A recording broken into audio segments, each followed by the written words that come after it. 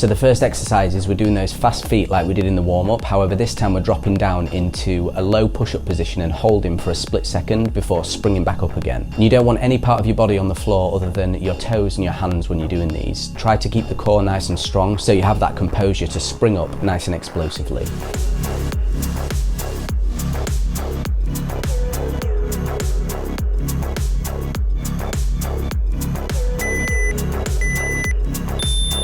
The next exercise are kick throughs. Make sure that you're getting a good rotation on these and try to lift the kicking leg a little bit higher so it's at an upward angle from the floor and not parallel to it. And if you want to make these more difficult, you can keep both hands on the floor for a greater rotation as well.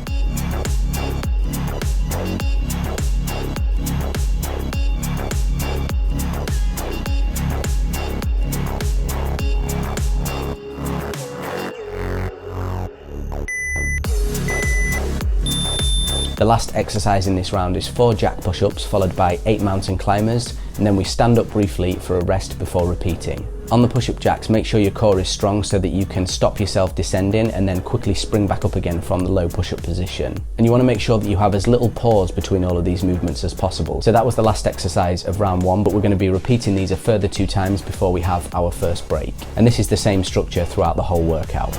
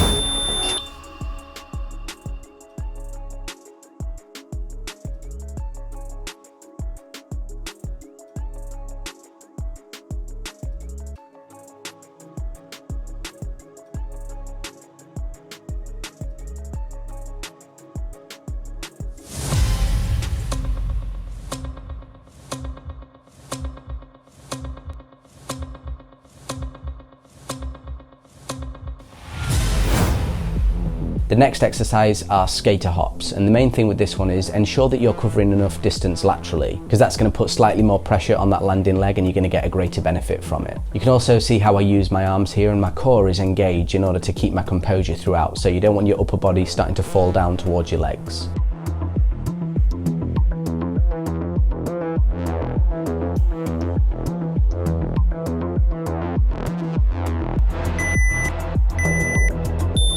The next exercise is a squat thrust, followed by moving our legs in and out and then repeating. So you're pretty much in a high plank position throughout this whole thing. Make sure you're bringing your legs towards your arms and you're not bending backwards to sort of meet somewhere in the middle, and that's going to have a greater benefit for the lower abs. Again, try to not have any pauses between this and be quite fluid throughout the whole movement.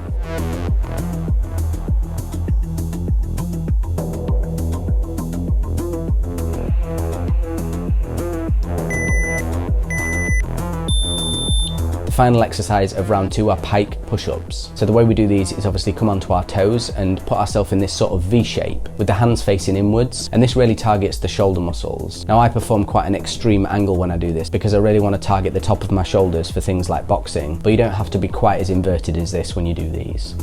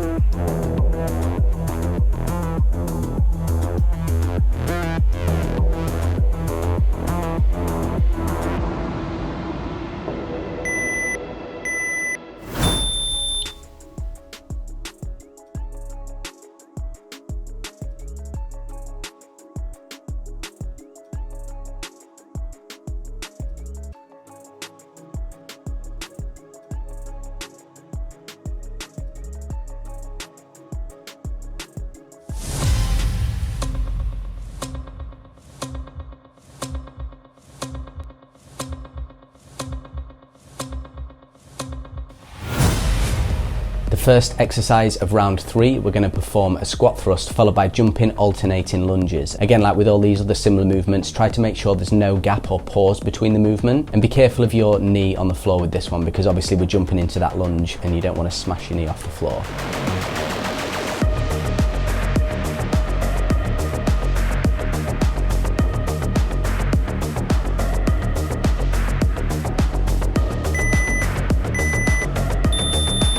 Next exercise are one of the agility drills that I do, but we do them at a bit of a slower pace in this workout. All you do is basically keep your body locked in a rigid position and switch sides, ensuring the body all moves as one unit. And you can see here how my heels don't actually touch the floor throughout this, so you're definitely going to feel this in the calf muscles.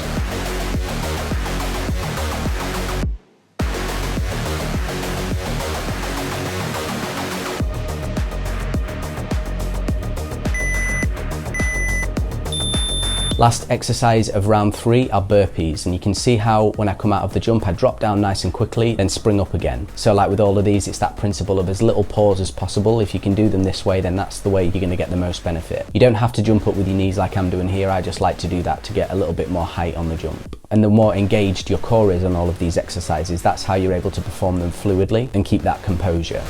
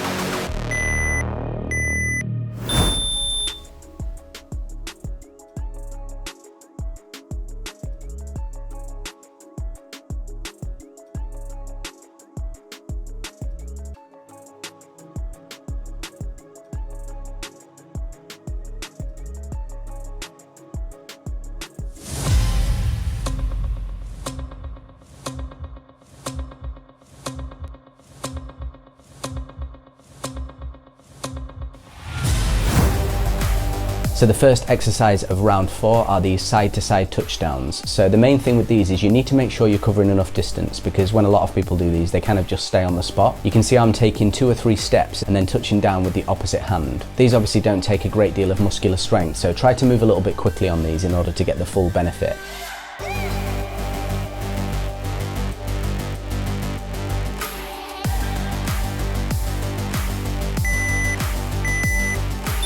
Next exercise is we do a push-up followed by a knee raise to our chest. And we do that 4 times before performing 4 squat thrusts and then standing up for a brief rest. When you're lifting the knee towards your chest, you need to make sure that the core is very engaged, and you have to lift it up and round your back ever so slightly in order to make room for it. And this is really going to engage the full abdominal muscles. Again, with that theme of fluidity, notice how I just kind of seamlessly move through all of the movements without any massive pauses.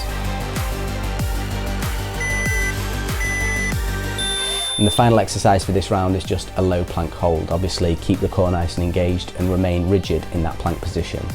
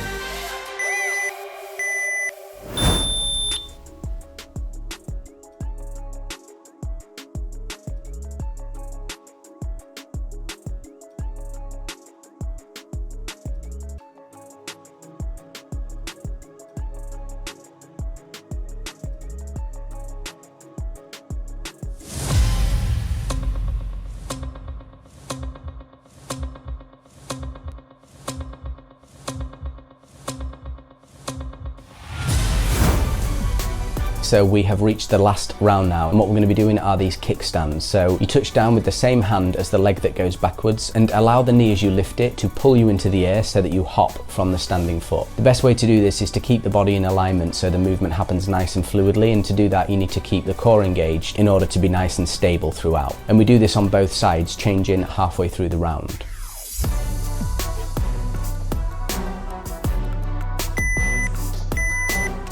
The next exercise is we sprint for roughly 8 seconds, then perform 4 hopping squats followed by 4 alternating lunges. So you can see the rhythm of the way I'm moving here into those jumping movements remains quite steady throughout, without those huge pauses or having to reset and counterbalance my weight or anything like that.